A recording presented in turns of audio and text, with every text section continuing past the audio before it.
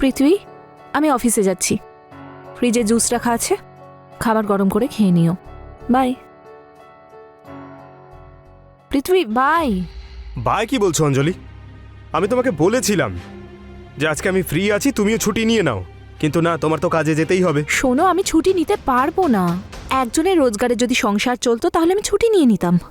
আরে এমার্জেন্সি নামেও তো একটা জিনিস হয় নাকি, তাই না? দেখো, আমি যদি এখন মিথ্যে বলি, যখন এমার্জেন্সি হবে তখন আমি কি করব? আরে রাহুল ভাই আমার, আরে না ভাই, আমাদের বিজনেস তো একদম মাখনের মতো চলছে। আবার বড় বড় কথা শুরু হয়ে গেল ওর। আরে হ্যাঁ ভাই, ওই ই কমার্সের।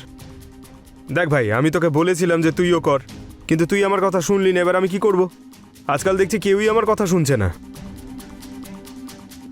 আচ্ছা রাহুল, তুই রাখ, আমি তোকে পরে ফোন করছি।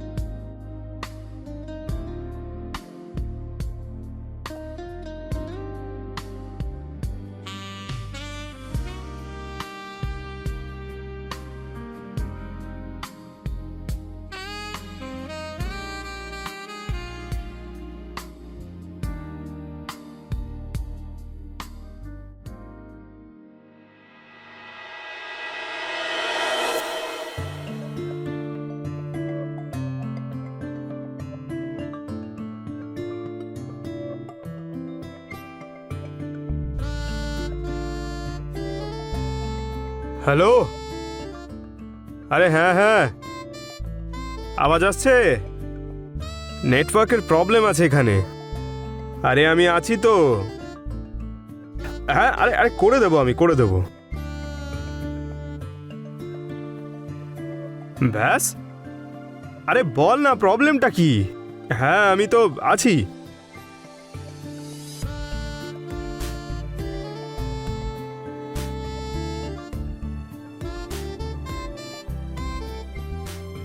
তুমি এখানে ফোনে কথা বলতে এসেছো নাকি আমাকে দেখতে এসেছো?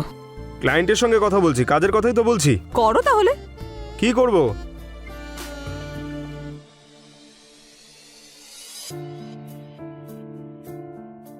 আরে আরে বললাম তো ভাই, করে দেবো আমি।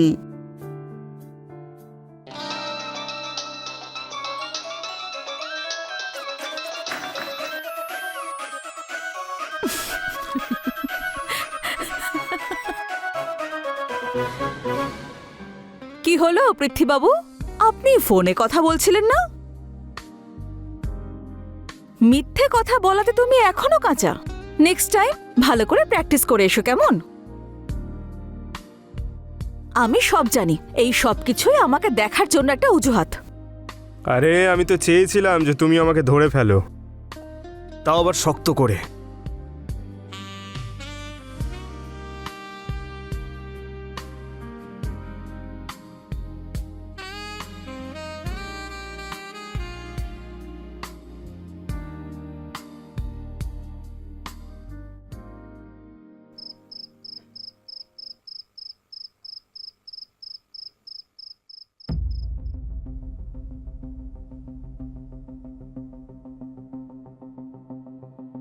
তারপর কেমন ছিল আজকের দিন?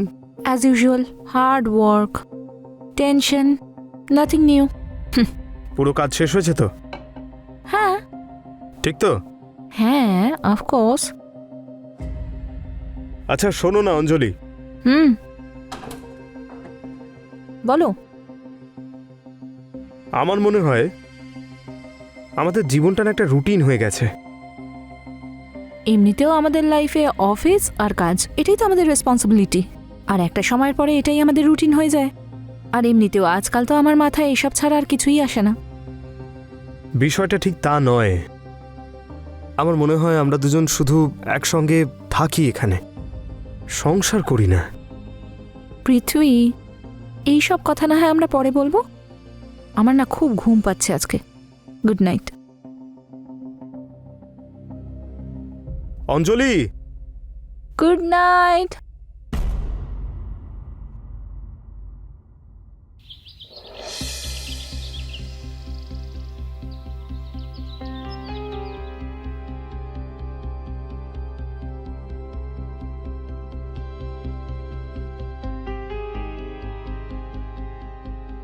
আরে শোনো, বলছিলাম যে অনেক দিন হয়ে গেছে আমরা একসঙ্গে বসে খাবার খাইনি। চলো না একসঙ্গে বসে খাই আজ। কাল রাতেও ভাবলাম যে তোমার সঙ্গে একটু কথা বলি, কিন্তু তুমি খুব ক্লান্ত ছিলে বলে ঘুমিয়ে পড়েছিলে, তাই ডিস্টার্ব করিনি আমি। এইসব ছোটখাটো ব্যাপারের জন্য সময় নেই আমার কাছে। নিজে করে নাও ব্রেকফাস্ট।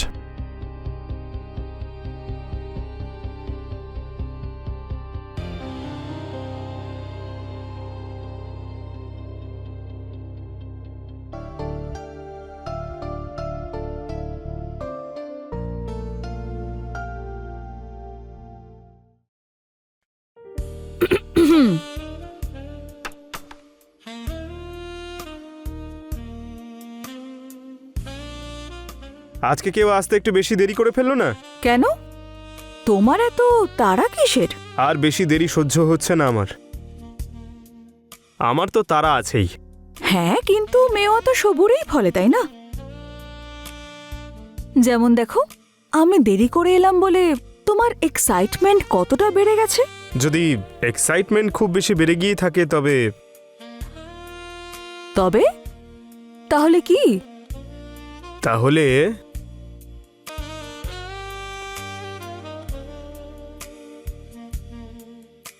তাহলে বন্যা হয়ে যাবে।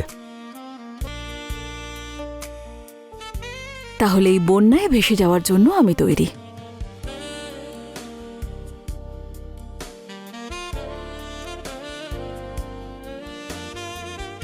কিন্তু আমি তো আগেই ভেসে গেছি।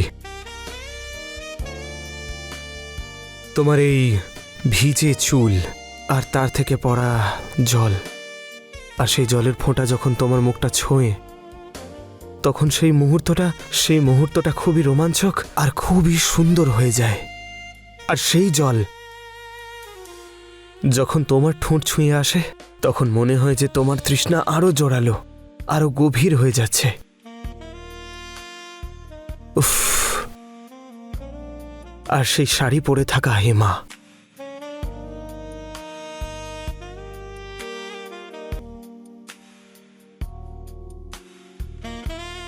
আমি তো মারা গেছি। শুধু তুমি আমাকে বাঁচাতে পারবে।